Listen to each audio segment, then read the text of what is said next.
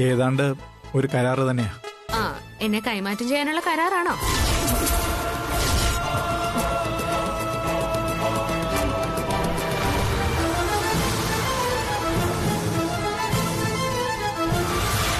നിന്നെ കൈമാറ്റം ചെയ്യാനോ?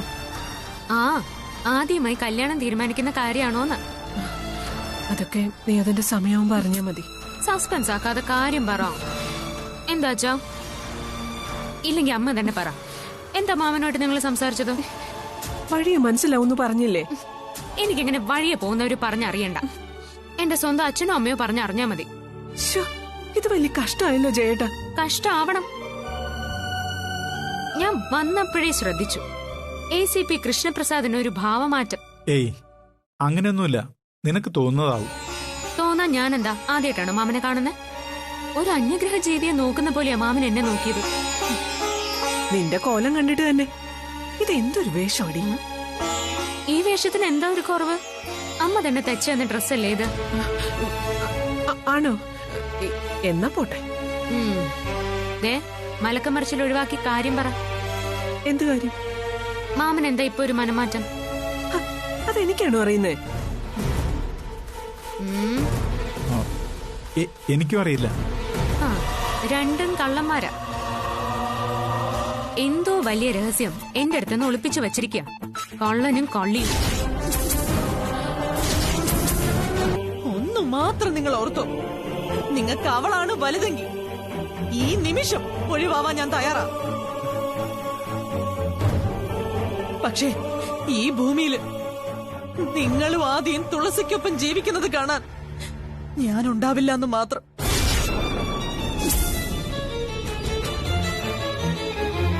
എന്നെ അങ്ങനെ അങ്ങ് തോൽപ്പിക്കാമെന്ന് കരുതണ്ട. എന്നോട് 100 വട്ടം ക്ഷമിക്കാൻ പറയുന്നുണ്ടല്ലോ, അവളോടെന്താ ഇത് പറയാത്തത്? അവളെ തെറ്റും ശരിയും പറഞ്ഞ് മനസ്സിലാക്കിക്കൂടെ? എന്താ ഒന്നും മിണ്ടാത്തത്? സത്യം പറയുമ്പോഴേ മറുപടി ഇല്ലാതിരുന്നിട്ട് കാര്യമൊന്നുമില്ല. ഞാൻ എന്തു പറഞ്ഞാലും തനിക്കിപ്പോ മനസ്സിലാവില്ല. ദുർഗയ്ക്ക് മനസ്സിലാവില്ല. ദുർഗ പൊട്ടിയാണല്ലോ. ഇങ്ങനെ നിങ്ങൾ എന്നെ ആക്ഷേപിക്കുമ്പോ ഞാൻ മനസ്സിലാക്കുന്ന ഒരു കാര്യമുണ്ട്. നിങ്ങൾ ആരും എന്നെ സ്നേഹിച്ചിട്ടില്ലെന്ന്. നിങ്ങളുടെ ആരുടെയും ജീവിതത്തിൽ എനിക്കൊരു സ്ഥാനമില്ലെന്ന്.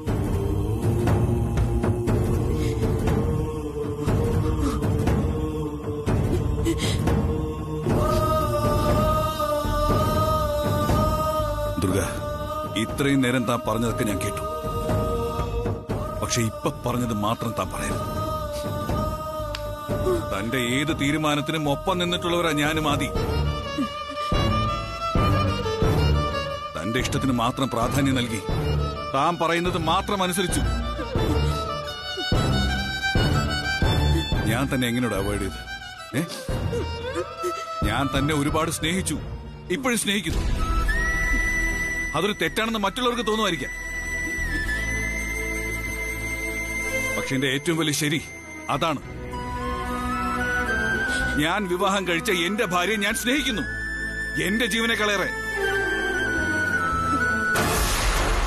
ആ ഒരു വിശ്വാസം എന്റെ മനസ്സിന് ഞാൻ നൽകുന്ന ഏറ്റവും വലിയ ശക്തി. പറഞ്ഞു ബലിപ്പിച്ചതുകൊണ്ടായില്ല പ്രസാദേട്ടാ, പ്രവൃത്തിയിലും അത് കാണണം. ക്ഷേത്രത്തിലെ ആ പൂജയെങ്കിലും നിങ്ങൾ മുടക്കാതിരുന്നെങ്കിൽ ഞാൻ വിശ്വസിച്ചേനെ. അവിടെയും നിങ്ങൾ തുളസിക്ക് അനുകൂലമായിട്ട് നിന്നു.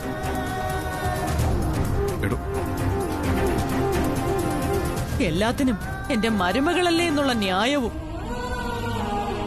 മരുമകളല്ലടോ, മകൾ. ഞാൻ ഈ നാട്ടിലെ അമ്മാവന്മാരെ മരുമക്കളെയൊക്കെ കണ്ടിട്ടുണ്ട്. അവർക്കാർക്കും ഇല്ലാത്ത എന്ത് പ്രത്യേകതയാ പ്രസാദേട്ടനും തുളസിക്കും ഉള്ളത്?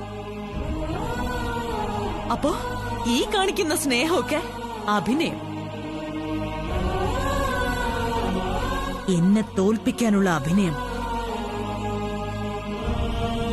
അതൊന്നും ഞാൻ തിരിച്ചറിയില്ല എന്ന് കരുതണ്ട. ശരിയും തെറ്റും അറിയാനുള്ള വിവേകം എനിക്കുണ്ട്. എടോ, അത് മാറ്. ആ,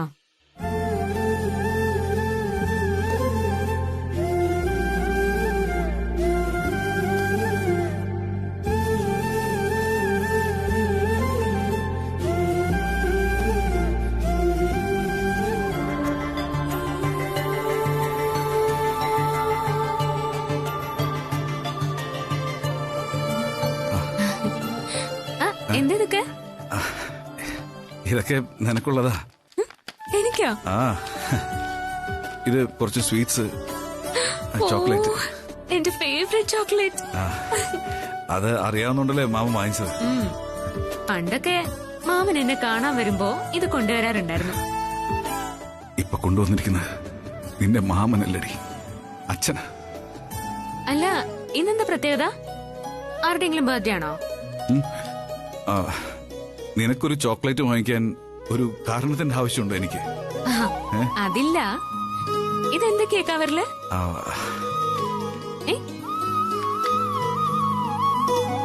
ഹായ്, ഇത് അമ്മയ്ക്കായിരിക്കും അല്ലേ? മാമന്റെ പ്രിയപ്പെട്ട അനിയത്തിക്ക്. അല്ല, പിന്നെ അനിയത്തിയുടെ മകൾക്ക്. എന്നുവെച്ചാ? ഇടി നിനക്ക് തന്നെയാടി അടക്ക കുരുവി. എനിക്കോ? ആ, മാമന് എന്താ പറ്റിയേ? ഇത് മാത്രമൊന്നും അല്ല, ഇതൊക്കെ നിനക്കാ. ഇതൊക്കെ എനിക്കോ? പിന്നല്ലാതെ. ഈശ്വര, ഞാനിത് എന്തൊക്കെയായി കാണുന്നേ? സത്യം പറ, ഇതൊക്കെ എന്തിനു വേണ്ടിയുള്ള കൈക്കൂലിയാ? ഇടി. ആ, ഇത് കൈക്കൂലിയൊന്നുമല്ല. നിനക്ക് ഞാൻ കുറെ കാലമായിട്ടൊന്നും വാങ്ങിച്ചു തരാറില്ലല്ലോ, അതിന്റെ കടം തീർത്ത. ഓ, അത് ശരി. പക്ഷേ ഇത്രയും ഞാൻ പ്രതീക്ഷിച്ചില്ല. നീ ഈ നെക്ലസ് ഒന്ന് കഴുത്തിലിട്ടെ, അച്ഛനൊന്ന് കാണട്ടെ.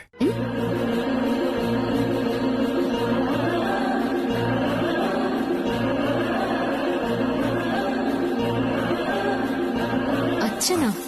അത് സോറി, ഞാൻ അറിയാതെ. അറിയാതെ പറഞ്ഞു. പക്ഷേ ജയശീലൻ സാറ് കേൾക്കണ്ട.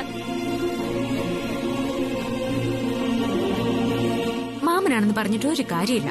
ആ സ്ഥാനം അബദ്ധത്തിൽ പോലും മറ്റൊരാൾ തട്ടിയെടുക്കുന്നത് എന്റെ അച്ഛന് ഇഷ്ടല്ല. അതെനിക്കറിയാം. നീ ഇതൊന്നിട്.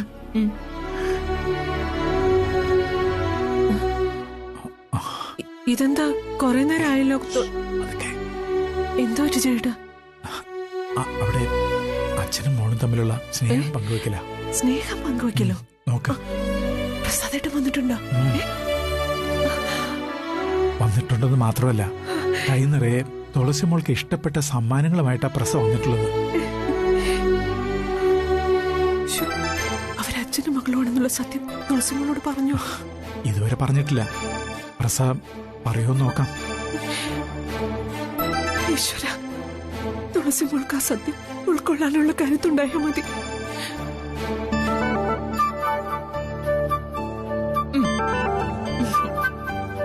കൊള്ളാമോ മാമ? നന്നായിട്ടുണ്ട്. എന്റെ മോൾക്കിത് ചേരുന്നുണ്ട്.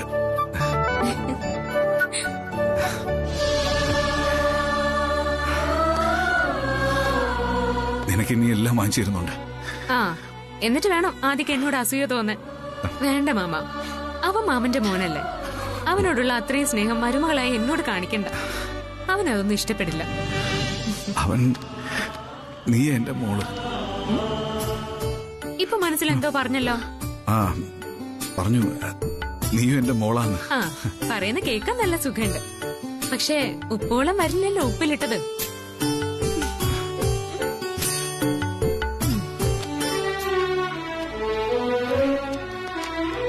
എങ്ങനെ ഈശ്വര ഞാനിവളോട് സത്യം തുറന്നു പറയുന്നു?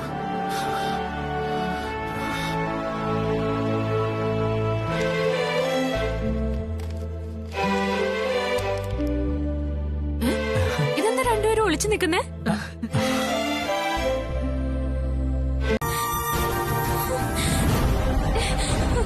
ചേട്ടാ, ചേട്ടാ, ഒരു ആക്സിഡന്റ് കേസാ. ഒന്ന് ഹോസ്പിറ്റലിൽ വരെ പോണം പ്ലീസ്. സീരിയസ്. Oh no.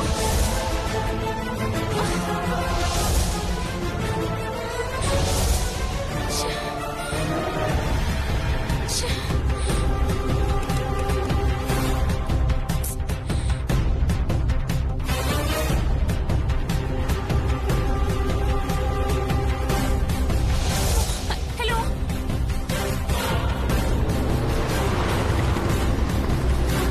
ഒന്ന് വണ്ടി നിർത്തോ? വേണമായിരുന്നു. പറ്റില്ല മോളെ, അത്യാവശ്യം എടുക്കുക. Sir please sir, sir please sir, ഒന്ന് വണ്ടി നിർത്തണേ പ്ലീസ്. സർ സർ, ഒരു ആക്സിഡന്റാ, ഒന്ന് സഹായിക്കണം, അവരെ ഹോസ്പിറ്റലിൽ എത്തിക്കണം പ്ലീസ് സർ.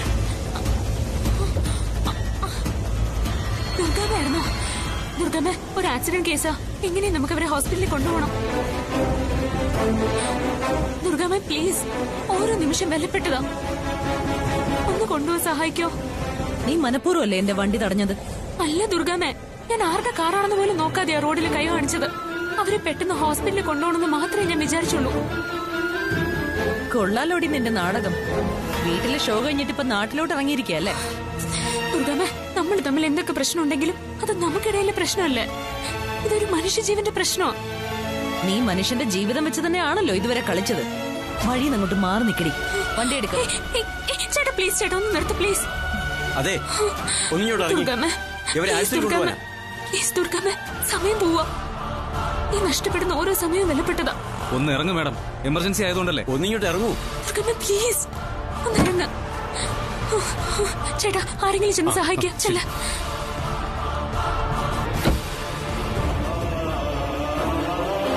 നീ ജയിച്ചെന്ന് കരുതണ്ട. എല്ലാം പിന്നെ സംസാരിക്കാൻ ദുർഗാമ്മ. ഒന്ന് വേഗം എടുക്ക. എടുക്കോ? സൂക്ഷിച്ച്. ശരി ശരി, സൂക്ഷിച്ചു. ആ ഡോറ് തുറന്നേ.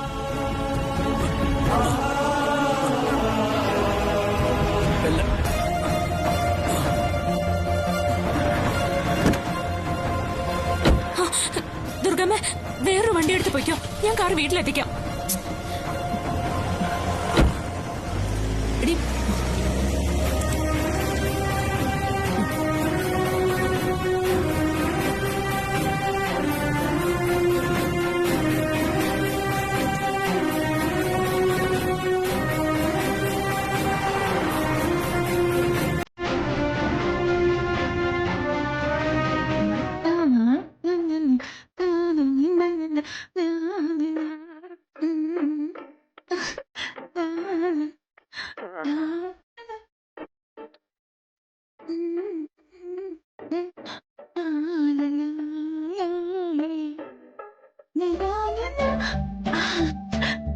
അതുപോലെ എവിടെയാണോ?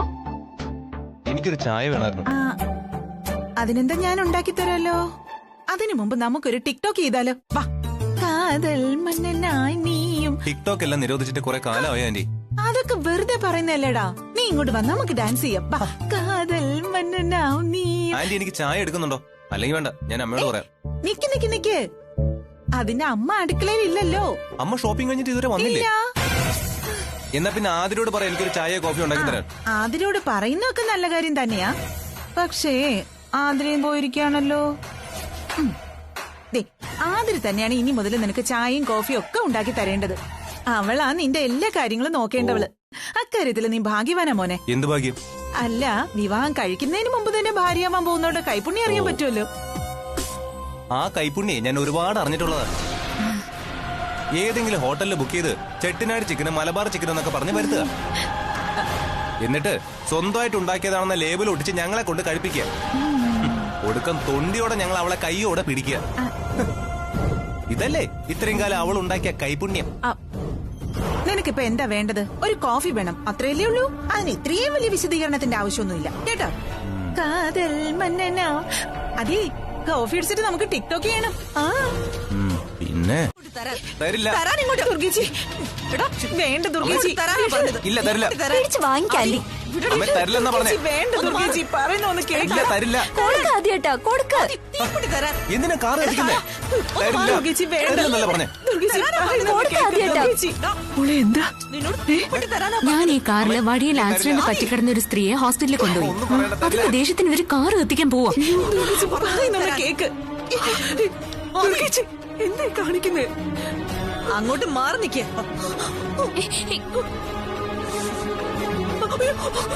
അയ്യോ ഈശ്വര, മാറി നിക്കേ. അമ്മേ അമ്മ വേണ്ട.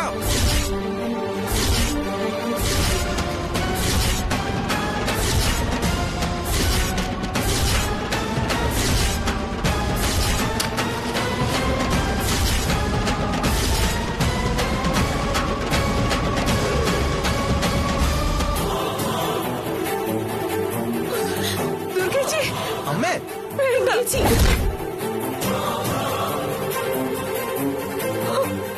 അയ്യോ, ദുർഗേച്ചി വേണ്ട.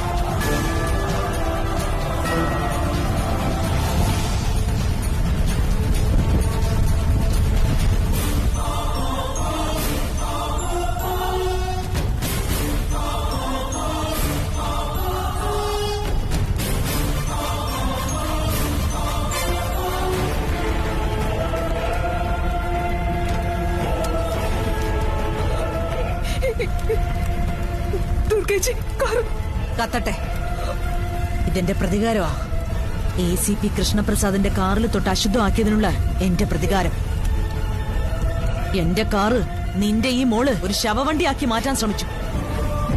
ഞാൻ ഇരിക്കാനുള്ള സീറ്റില് ഇവള് കയറിയിരുന്നു. ഇവള് തൊട്ട് അശുദ്ധമാക്കിയ ഈ കാറില് ഇനി ദുർഗ ഇരിക്കില്ല. ഇരിക്കില്ല എന്നല്ല, തൊടില്ല ഞാൻ. കത്തട്ടെ. ഈ കത്തുന്നത് നിന്റെ മകളാണെന്ന് സങ്കല്പിച്ച് രസിക്കുക ഞാൻ. ഇത് സൈക്കാണ്. നിന്റെ അമ്മയ്ക്ക് ഭ്രാന്താടാ. ഇവരേതെങ്കിലും സൈക്കോളജിസ്റ്റിനെ കാണിക്കാൻ നോക്ക്. തുളസി, നീ വെറുതെ അല്ലമ്മേ. ഞാൻ ഈ കാറിൽ ഇരുന്നത് അത്ര വലിയ തെറ്റാണോ? കത്തിച്ചു കളഞ്ഞ ഞാൻ തൊട്ടതിന്റെ അശുദ്ധി മാറുവോ? നിങ്ങളുടെ മനസ്സ് ഇത്രയും വൃത്തികെട്ടതാണോ? വായടക്കണി. ഇനി നീ ഒരു അക്ഷരം മിണ്ടിയാ നിന്റെ പല്ലടിച്ച് ഞാൻ താഴെ ഇടും. ദുർഗേച്ചി, തുളസി അനിയൊന്നും അല്ലല്ലോ. ഇവൾ ആ കാറിലിരുന്നു എന്നതിന്റെ പേര് അത് കത്തിച്ചു കളഞ്ഞത് ശരിയായില്ല. അഹങ്കാരം അമ്മയെ കാണിച്ചത്. അതേടാ, എനിക്ക് അഹങ്കാരം തന്നെയാ. ഇവൾ എനിക്ക് അന്യയുമാണ്. ഞാനും ഇവളുമായിട്ട് ഒരു ബന്ധവുമില്ല.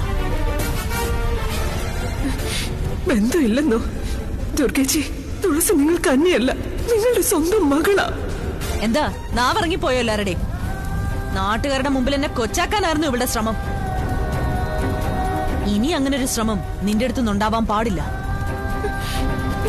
സത്യത്തിൽ എന്താ ഉണ്ടായത്?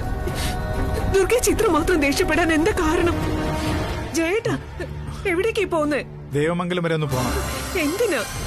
ഇനി നമ്മൾ ക്ഷമിച്ചോണ്ടിരുന്നാ ശരിയാവില്ല. അതെ, നമ്മൾ ക്ഷമിക്കുന്ന അനുസരിച്ച് ദുർഗമ്മയ്ക്ക് അഹങ്കാരം കൂടുക ചെയ്യുന്നത്. ദുർഗേച്ചിക്ക് ഇവളോട് എന്തിനാ എത്ര അയിത്തൊന്നും അറിയണമല്ലോ. ഈ ദേഷ്യത്തിന് ശത്രുതയ്ക്ക് എന്താണ് കാരണമെന്ന് ചോദിച്ചറിഞ്ഞിട്ട് തന്നെ കാര്യം. അതൊക്കെ നമുക്ക് സാവകാശം ചോദിക്കാം. അത് പറ്റില്ല. ചോദിക്കേണ്ടത് ചോദിക്കേണ്ട സമയത്ത് തന്നെ ചോദിക്കണം. നീ ഒന്നും മിണ്ടാതിരുന്നേ. ഞാനൊന്ന് തൊട്ടതിന്റെ പേരിൽ അവരാ കാറ് കത്തിച്ചത്. അവിടെ അപമാനിക്കപ്പെട്ടത് ഞാനാണ്. എന്റെ പൊന്നുമോളെ, നീ ഇന്ന് ദുർഗേച്ചോട് ക്ഷമിക്ക്. ദുർഗേച്ചി ആകെ അവിടെ ദേഷ്യപ്പെട്ട് നിൽക്കുക. ഈ അവസ്ഥയിൽ നിന്റെ അച്ഛനും കൂടെ അവിടേക്ക് ചെന്നാലോ? ദേഷ്യം ദുർഗേച്ചിക്ക് മാത്രമല്ല, എനിക്കുണ്ട്. നാളെയാണോ? ചെലവുണ്ട്. അതെ, ഓൺലൈൻ മീഡിയക്കാരോടെ പുതിയ കാർ വരുന്നതിന്റെ ലൈവ് ഇടാൻ പറയാം. അതൊന്നും വേണ്ട. ഇവിടെ പുതിയ കാർ ആരും വാങ്ങിക്കുന്നില്ല. അതിനുള്ള പണമൊന്നും ഇവിടെ ഇല്ല. ഏയ് മാമൻ അങ്ങനെ പറയരുത്. ദുർഗാമ്മ പുതിയ കാറിന് ഓർഡർ വരെ കൊടുത്തു കഴിഞ്ഞു. അതെ, ദുർഗ ഓർഡർ കൊടുക്കും. ഈ കത്തിച്ച കാറിന്റെ ഇൻഷുറൻസ് എമൗണ്ട് മാത്രം മതിയടി എനിക്ക് പുതിയ കാർ വാങ്ങാൻ. ഓ, അപ്പൊ അതാണ് ഐഡിയ അല്ലേ? പക്ഷേ ഈ ഐഡിയ ചീറ്റിപ്പോയി ദുർഗാമ്മേ. ഏത് ഐഡിയ? ഇപ്പൊ ഈ പറഞ്ഞ ഇൻഷുറൻസ് കാശ് കൊണ്ട് കാറ് വാങ്ങുന്ന ഐഡിയ. ദുർഗാമ്മ കാറ് കത്തിക്കുന്നതേ വൈറലായി കഴിഞ്ഞു. ഇൻഷുറൻസ് കമ്പനിക്കാരും ഈ വീഡിയോ കണ്ടു കഴിഞ്ഞു. സ്വയം കത്തിച്ച കാറിന് ഇൻഷുറൻസ് കിട്ടില്ല ദുർഗാമ്മേ.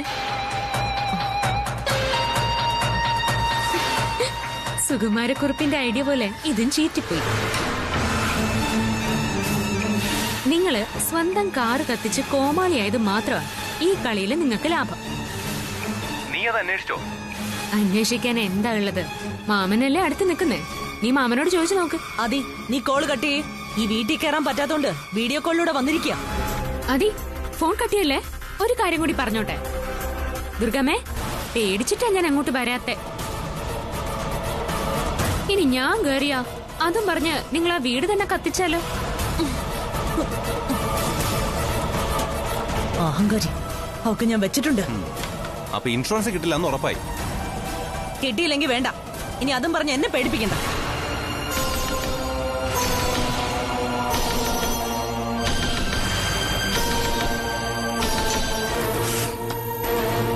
ഓരോന്ന് ചെയ്തു വെക്കുക, എന്നിട്ട് അതിന്റെ ഫലം മറ്റുള്ളവർ അനുഭവിക്കുക.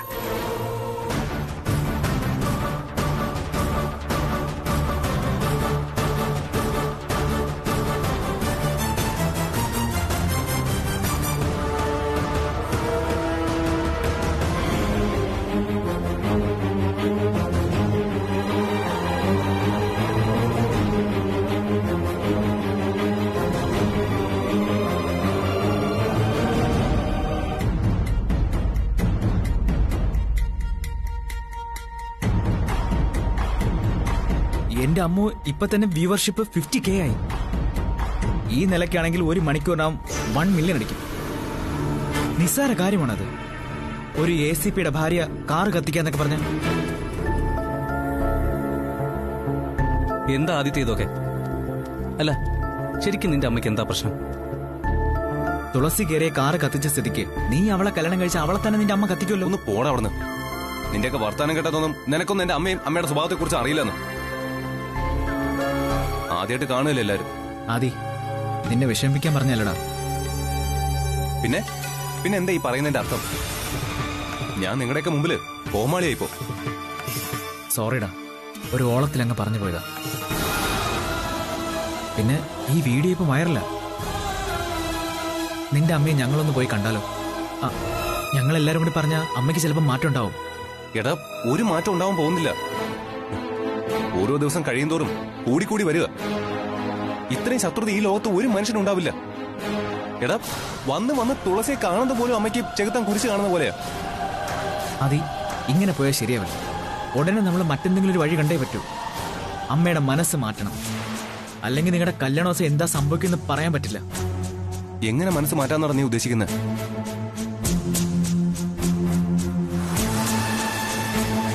കത്തി നിൽക്കുന്ന സൂര്യനെ കെടുത്താൻ ഈ ഭൂമിയിൽ ആരെങ്കിലും വിചാരിച്ചാൽ നടക്കൂ? അതുപോലെ തന്നെ എന്റെ അമ്മയുടെ കാര്യവും.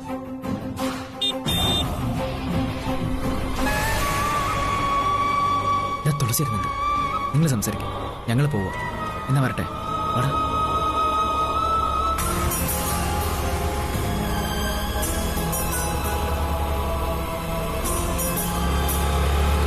ഹായ് തുളസി.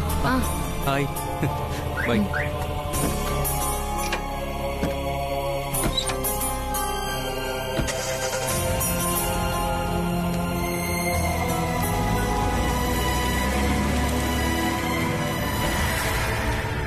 ദുർഗാമ്മ ഇപ്പൊ ഒരു യൂട്യൂബ് ചാനൽ തുടങ്ങിയ ഈസി ആയിട്ട് വീട്ടിലിരുന്ന് കാശുണ്ടാക്കാം.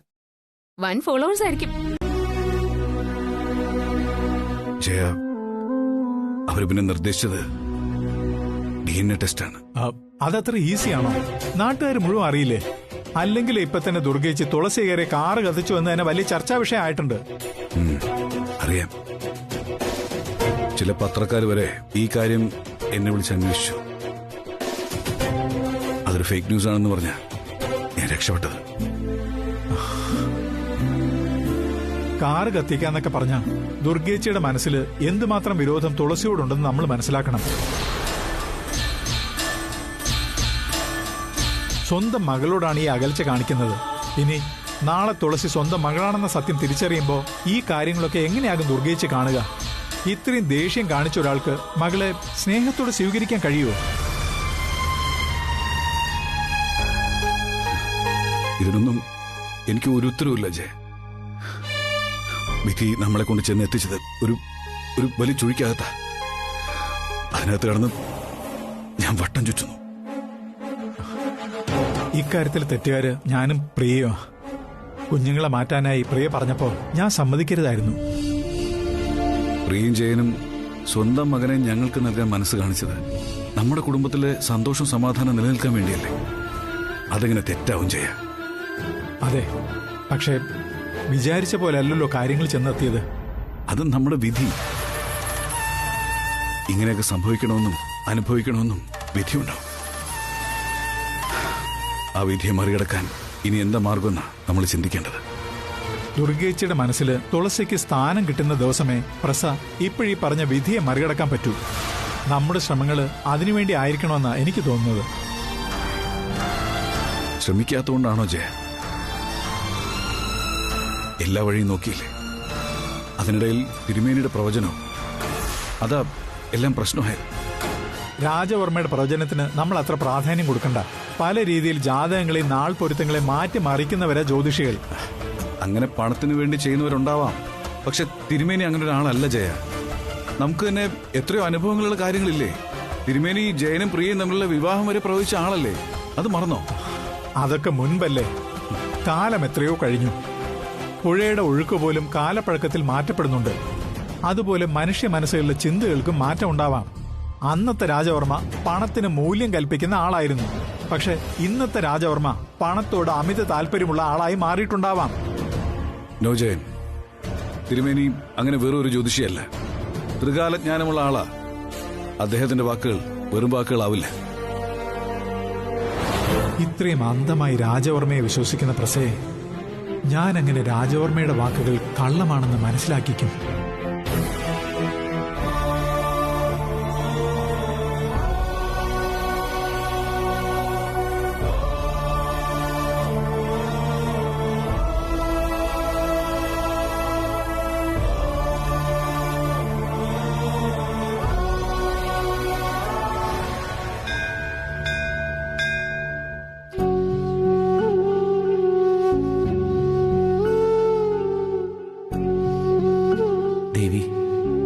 ഞാൻ എന്തുമാത്രം പ്രാർത്ഥിച്ചിട്ടും എന്റെ ആഗ്രഹം നടക്കുന്നില്ലല്ലോ. വേറെ ഒന്നും ഞാൻ ആഗ്രഹിക്കുന്നില്ല. എന്റെ അമ്മയ്ക്ക് സൽബുദ്ധി കൊടുക്കണം. എല്ലാവരോടും സ്നേഹത്തോടും ഇഷ്ടത്തോടും എന്റെ അമ്മ പെരുമാറണം. അത് മാത്രമേ എന്റെ മനസ്സിലുള്ളൂ ദേവി. ദേവിയോട് ഞാൻ അപേക്ഷിക്കുന്നതും അത് മാത്രമാണ്.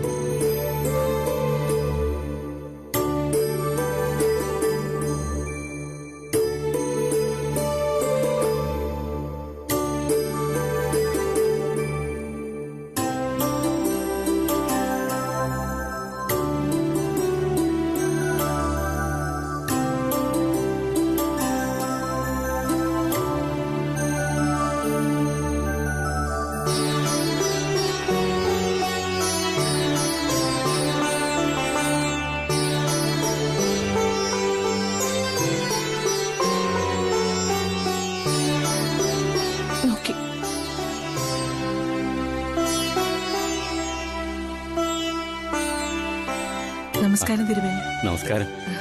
തൊഴുതു വരൂ.